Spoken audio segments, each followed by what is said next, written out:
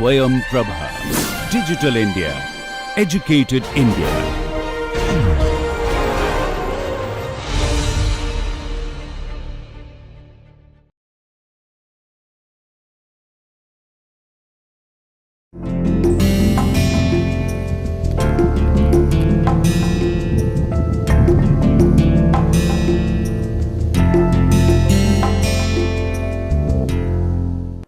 In the last lecture, I gave you some mathematical formalism of the homogeneous nucleation, how a solid nucleus can form from a liquid, and in that case how we can deal with in thermodynamical manner.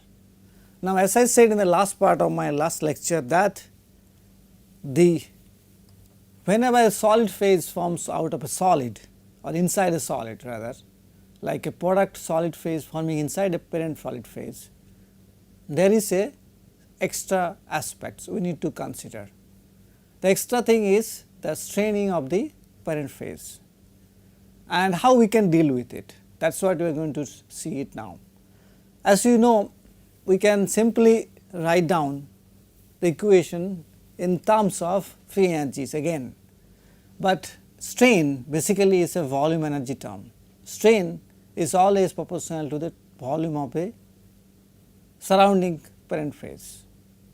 Okay, so let me go back and explain in detailed manner. Suppose if I have a solid, is a complete solid S1, and I form or the system forms a new solid S2, okay, inside S1, and so therefore, as a solid phase is forming out from another solid phase, the densities of these two solids may not be equal. Why?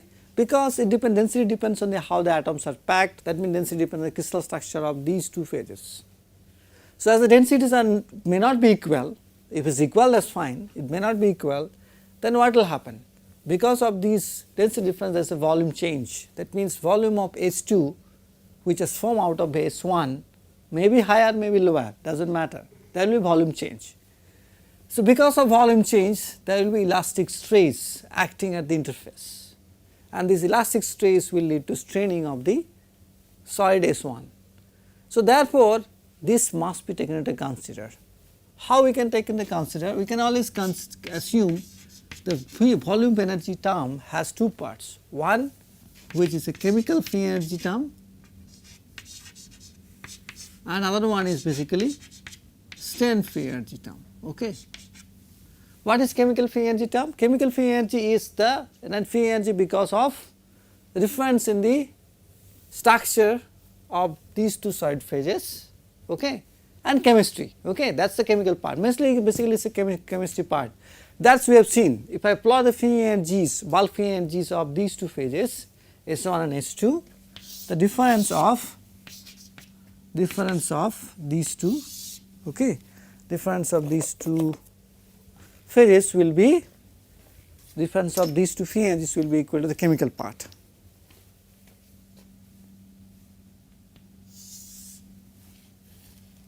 So, if I say S2 and S1, this is the transformation temperature,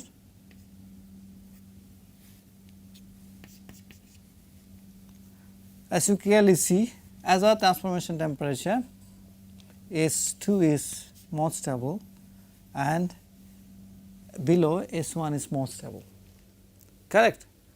So, therefore, this is S2 and this is S1 free energy curves, or rather I can write down GS2, GS1. So, the difference chemical free energy is nothing but this difference between the two free energy curves.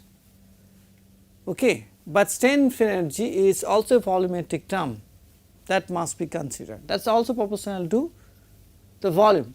So, what I can write down? I can write down this is equal to 4 pi RQ, which is the volume total free energy, this must be equal to volume rather plus basically this multiplied by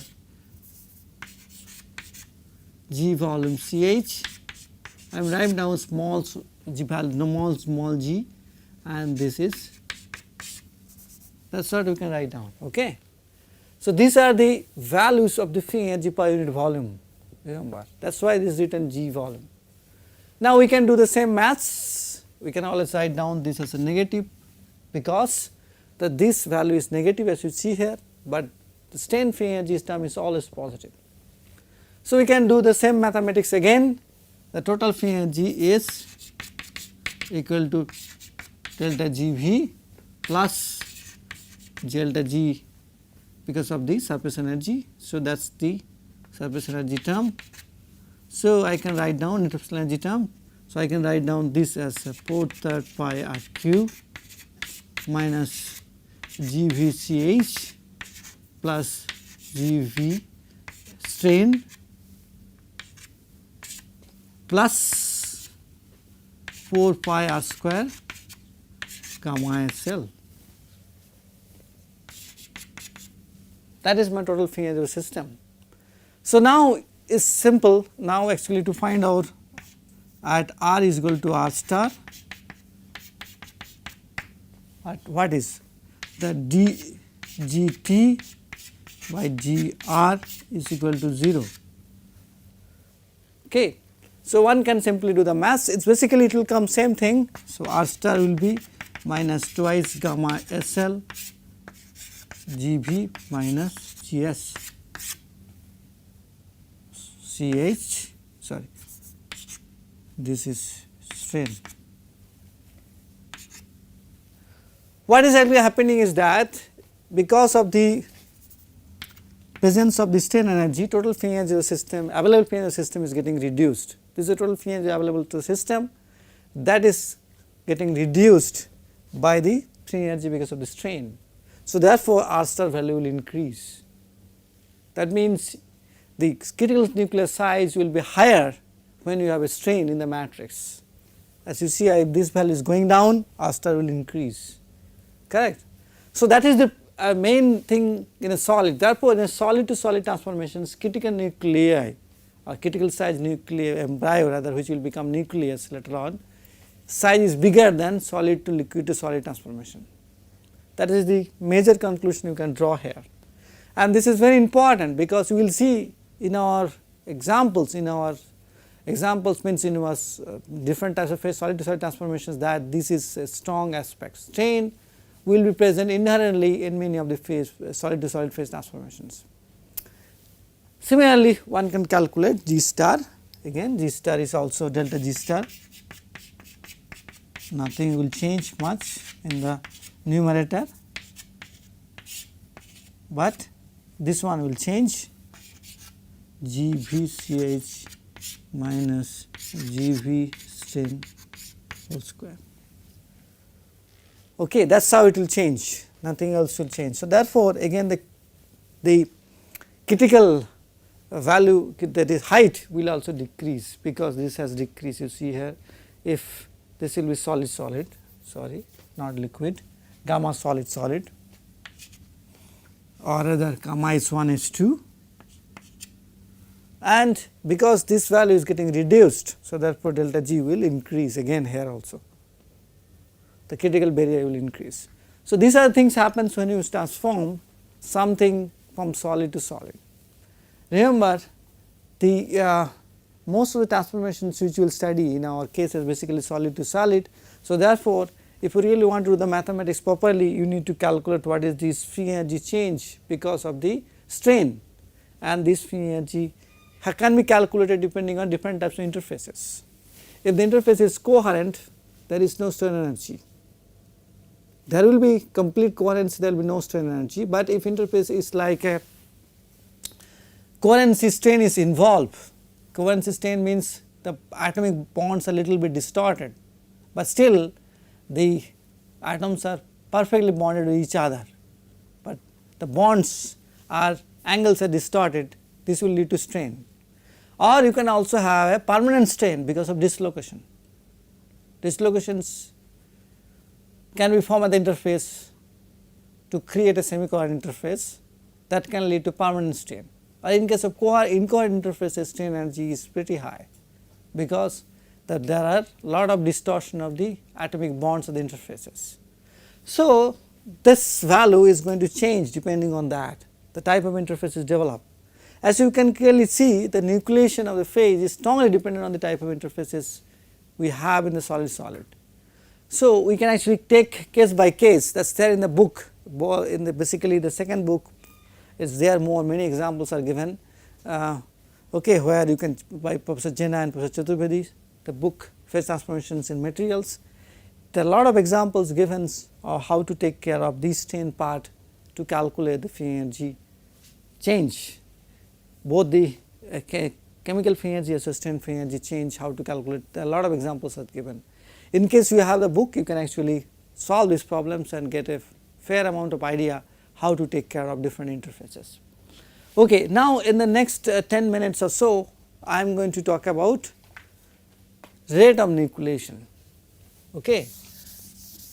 See, remember how fast the nucleation happens, that will dictate how far the transformation will take place. So, fastness depends on the rate of nucleation. That means, if I have a ice and I want to I put it in deep freezer, I would like it to be frozen in say couple of hours. That is what is we observed really. So, that is what I am talking about it. How fast something can solidify depends on the nucleation rate. Obviously, it will also depends on the growth rate, but nucleation rate is the first and foremost important things in doing that. How do we actually discuss that? That is there in the book in a very detailed manner, but I am not going to discuss in a very detailed manner because it is not possible. Actually, frankly speaking, how the nucleation actually happens in the liquid. If I have a liquid, again I am considering liquid because that is easy. There are atoms in the whole liquid, okay, and whenever few atoms comes together, they form a, that I have given you in the last lecture, they form a cluster, and then these clusters join together like this, or they can join in many other configuration, they can join like that also.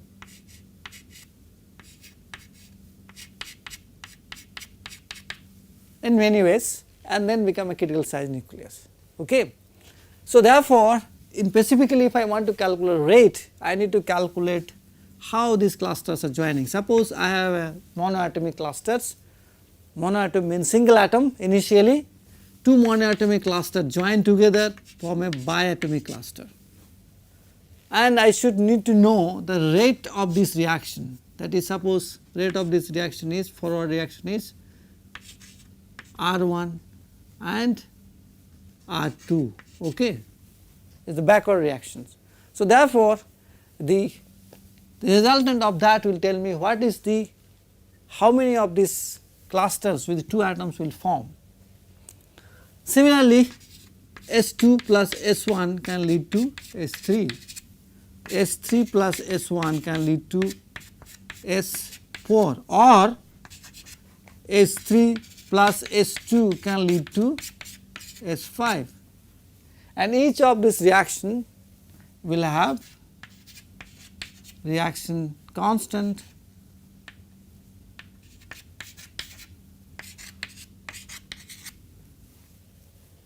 so similarly so on I can write down, and in my critical size nucleus contains n plus 1 atoms, suppose that means Sn plus S1 giving to Sn plus 1.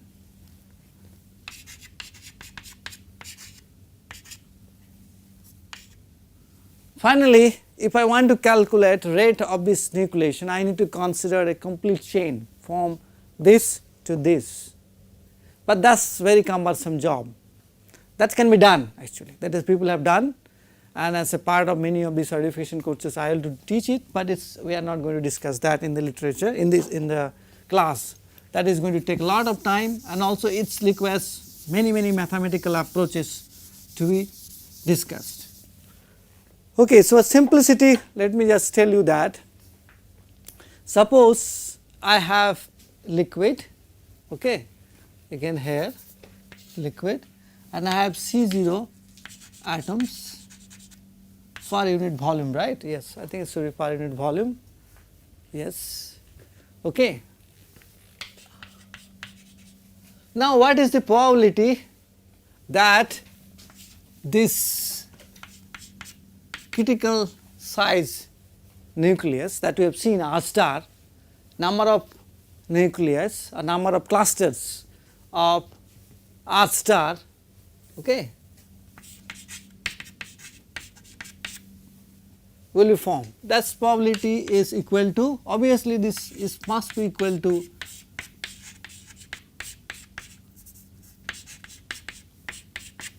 must be proportional to that, but it will also must be proportional to C0, because initial number of clusters, initial number of atoms are the ones which will start the reactions. I have given you the reaction chain, right. The first and foremost thing is S1 plus S2, S1 plus S1 going to S2.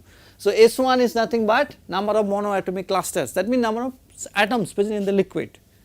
So, that is the factor. Now, obviously, if I want to make a nucleus, I need to add only one extra atom, right. If I, the moment R star become R star plus 1, okay, then it has become a complete, it is a nucleus, it is no longer an embryo. I have given you that in the last class. So, because so that to happen, I need to add only one atom, and this addition will depends upon the frequency, okay, frequency of vibrations or frequency of collision, right. So, I can write down that the homogeneous nucleation rate is basically is equal to f C0 exponential minus delta G star by kT. That f is that frequency, vibration frequency, collision frequency, you can talk many things. It depends on vibration frequency, depends on the activation energy also, because atoms from the liquid are going to join the solids. So, therefore, they need to cross an activation barrier. That why they need to cross activation? Because remember, in the liquids atoms will have certain potential, because liquids atoms are like random, they are moving. So, therefore, there is a definite interaction between them, and the interaction is defined as a potential. Potential means potential well, you can actually draw the energy, the potential energy is a function of distance. So, there will be a potential well, that potential will tell you the potential energy. On the other hand, the solid, this is different, right.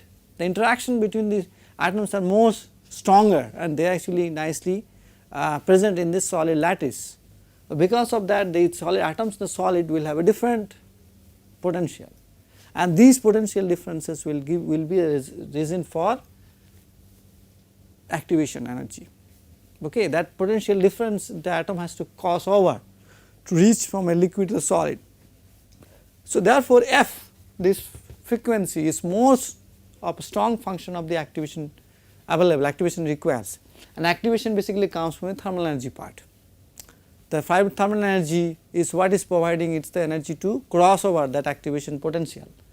So, therefore, S depends on, f depends on these aspects, these two aspects, the initial the vibration frequency of the atoms and the activation barrier. Now, as you know, delta G star I also know. So, therefore, I can write down this one equal to C0 exponential minus A by delta T square or delta T, let me see, it will be delta T square, it looks like, yes, this delta T square, because delta G star we have seen is 16 pi gamma SLQ 3, this is Tm square 1 by T delta T square into LV square. So, that is why actually it is, this is, so the A is nothing but this term. So, simply I can write down A is nothing but A is equal to this.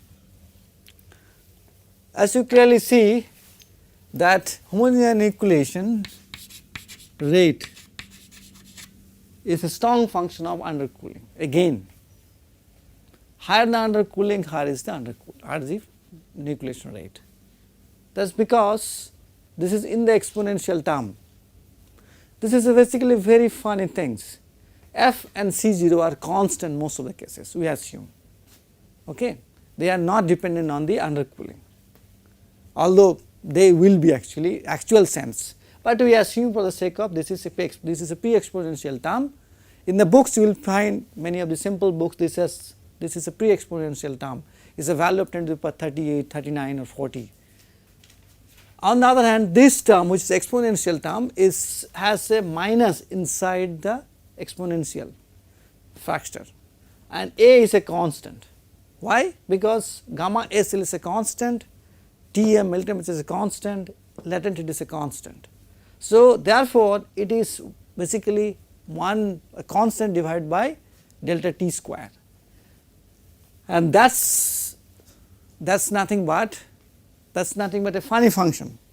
If I plot that, so if I plot in homogeneous homo versus delta T, there will be no nucleation below a certain value, and